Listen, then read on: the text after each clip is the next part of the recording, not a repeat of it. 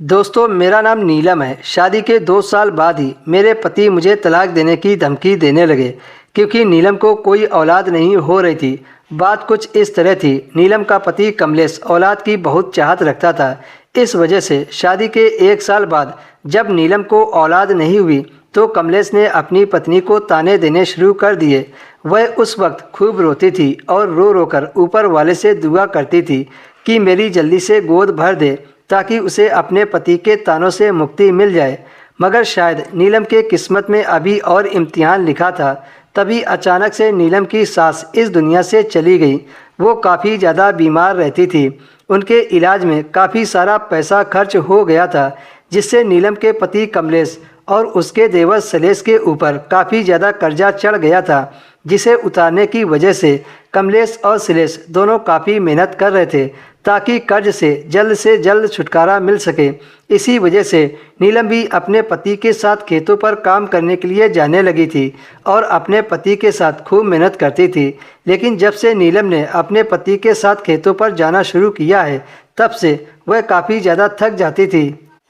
और इधर नीलम के देवर ने घर पर औरतों के मसाज करके पैसे कमाने लगा था। उसका यह काम बहुत अच्छा चल रहा था और अच्छा खासा पैसा कमा लेता था। हर उम्र की लड़कियां और औरतें नीलम के देवर के पास मसाज करवाने आने लगी थी।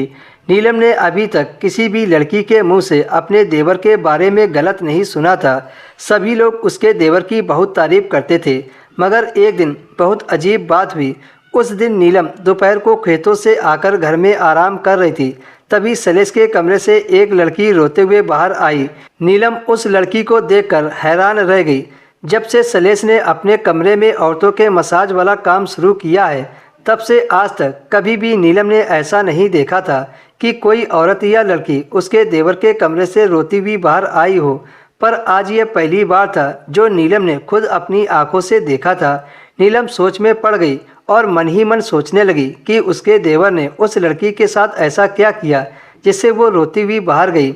एक दिन नीलम सच जानने के लिए अपना भेष बदलकर देवर के कमरे में मसाज करवाने चली गई। उसके बाद उसके देवर ने नीलम के साथ जो किया उसे देखकर तो उसकी रूह कांप गई। नीलम जब अपने देवर के कमरे में मसाज करवाने गई तो सलेश बाथरूम में चला गया।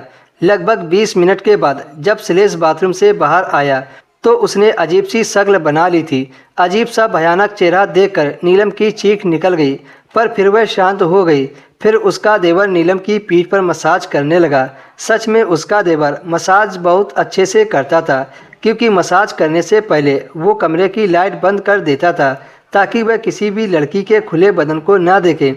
जब नीलम की मसाज की तब भी उसने लाइट बंद कर दी थी। मसाज से नीलम को बहुत आराम मिला था। जब मसाज पूरा हो गया तो नीलम ने अपने देवर को पैसे देते हुए उसके चेहरे के बारे में पूछा कि जब तुम इतने सुंदर लगते हो तो फिर ऐसी शक्ल क्यों बना लेते हो। फिर उसके देवर ने जो बताया उसे सुनकर नीलम दंग रह गई। सलेश ने कहा, मैं सुंदर हूँ और जवान भी, इसी वजह से लड़कियाँ औरतें मसाज करवाते समय मेरे से चिपक जाती हैं और कहती हैं कि तुम मुझसे शादी कर लो। अब मैं भला किस किस से शादी करूँगा, इस वजह से मैं पहले ही ऐसी शक्ल बना लेता हूँ ताकि कोई लड़की मुझे फ्लर्ट ना कर सके। अब नीलम समझ गई थी कि उस दिन वो लड़की रोते हुए बाहर क्यों गई थी। देवर की ऐसी शक्ल देखकर वो भी डर गई होगी। नीलम ने आवाज़ बदलकर अपने देवर से सब कुछ पूछ लिया। उसे पता ही नहीं चला कि ये उसकी भाभी थी।